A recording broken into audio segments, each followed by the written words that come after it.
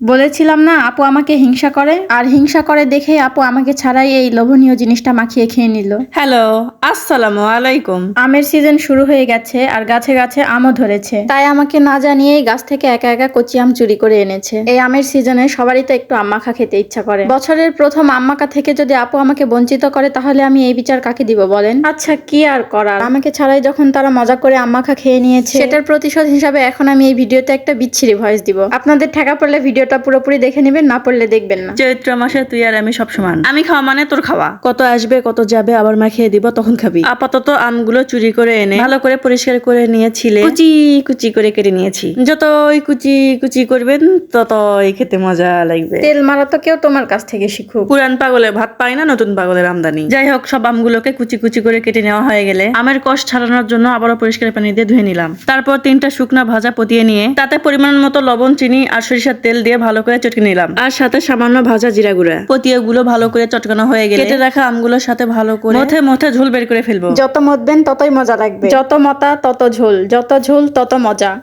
Test করে দেখলাম লবণ চিনি কম হয়েছে, তাই আবার একটু দিয়ে দিলাম। এই তো রেডি হয়ে গেল আমাদের অল্প খরচে কচি বয়সের কুচি করা শুকনা পতিয়ে দিয়ে আম মাখা, যেটা খেতে ছিল সেই স্বাদ। নাম নাম নাম নাম নাম নাম নাম নাম নাম নাম নাম নাম নাম নাম নাম নাম নাম নাম।